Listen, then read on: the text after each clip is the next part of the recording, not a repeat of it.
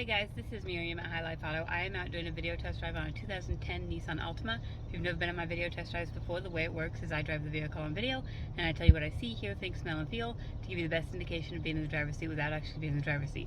I'm not a mechanic and this is not meant to be a 182-point inspection. Rather, this is meant to be a sneak peek at how the vehicle drives and any potential issues I notice as we're going along. So we'll take a look around the vehicle, we'll take a look under the hood, then we'll go for a drive. And this one drove in from Mediapolis. He said it drove good and it's got cold air. So we will, if I get the hood popped, we will verify all that and we'll see what else we can find out. Alright, 2010 Nissan Altima, pretty decent looking on this side. I don't really see any rust or dents or dings or anything like that. These back tires are probably 40% of my guess. Front tires are right about the same, maybe 35%. The interior is currently dirty, but I'm going to pull it in the shop because it also smells funny. So I'm going to pull it in and put my little fancy machine in there, and I'm going to see what I can do with this. I might be able to do, it looks like I had car seats in the back, so you can kind of tell, just, you know, if you've got car seats, you know what the underneath of car seats look like. So I'll see if I can give that a shot. You can always check with me and see if that's been done. On the back, it looks pretty decent, except it looks like we're missing the housing for these. Just the housing. All the lights are in there, but it looks like on both sides. I wonder if maybe they got a new Nissan Altima or something that's had the smoky taillights. I don't know. But yeah, that's interesting. I'll see if I can find some of those.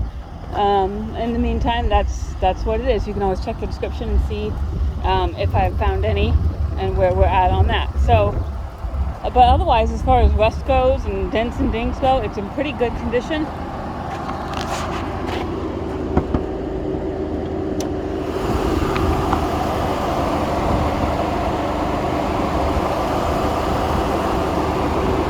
Battery looks like it's seen better days, but this fired right up. Didn't have to jump it or anything, so that's where they say don't judge a book by its cover. Okay, when I get inside, we've got 254,000 miles, 288, and it looks like the oil change is due at 252,473. So it's overdue. Oil change is overdue. Looks like we've got low washer fluid. You know, that's all easy stuff. I can take care of all that stuff. See if I can get anywhere else in here.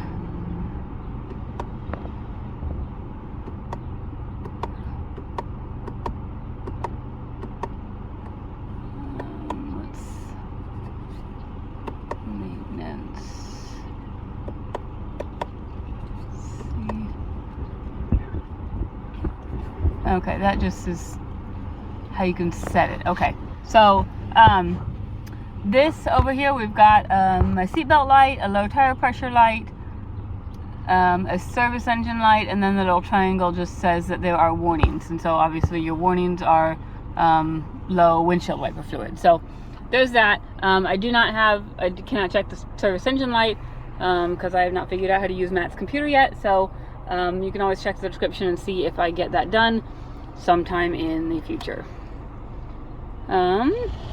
Looks like we have a radio, but you can see that the screen, the LCD part is kind of all janky. So the radio does work. I'll see if I can find a...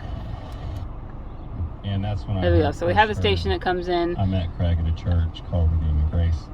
You just gotta kind of find your station is all it is. I do have the air on. It is blowing cold.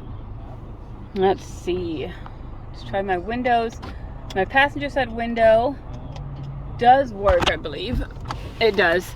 But the driver's side window switch, this thing, for the passenger side window is just kind of testy. While I'm over here, driver's side window works. Rear driver's side window works.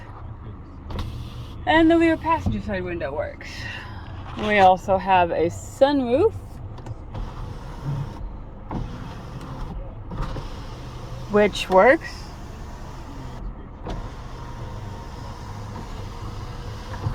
So pretty good so far. So far all we've got are some tail light covers and a window switch that's not working. We'll go take it for a drive and see what we think.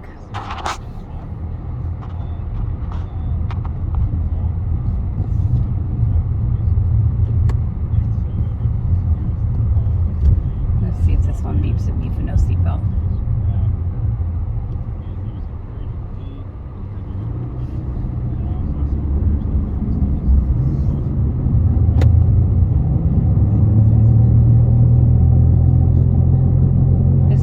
It might have a wheel bearing noise. Let's see if I can identify which one it is as we get up the hill.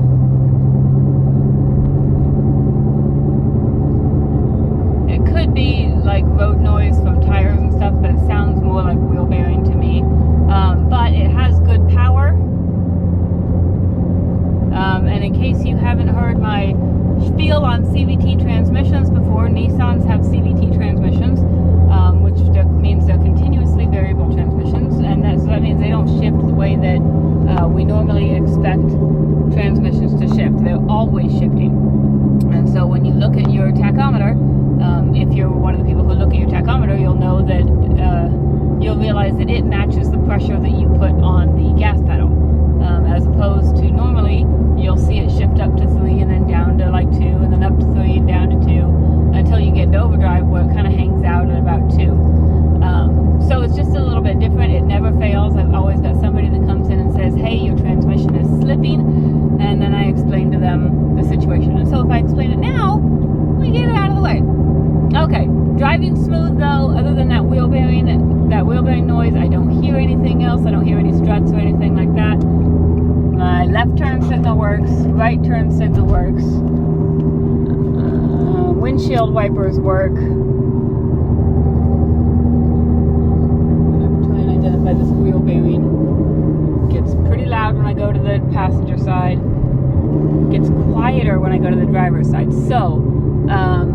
So usually it's when you turn towards one side, if it gets quieter, it's the other. If it gets louder, it's the other side. So if I turn towards the passenger side and it gets louder, my guess is it's the driver's side wheel bearing. So that's my, non-mechanical, mechanical opinion. So we may or may not get it done. Just kind of depends on, Matt's got a couple things in the shop right now. He's got a couple big jobs.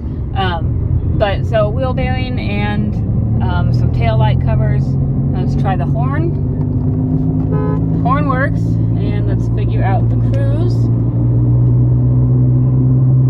And we've got the cruise working. So there's that. Overall, it does need a couple things, but it runs and drives pretty good. The air conditioning works. It's going to be cleaned up a little bit from where it is now.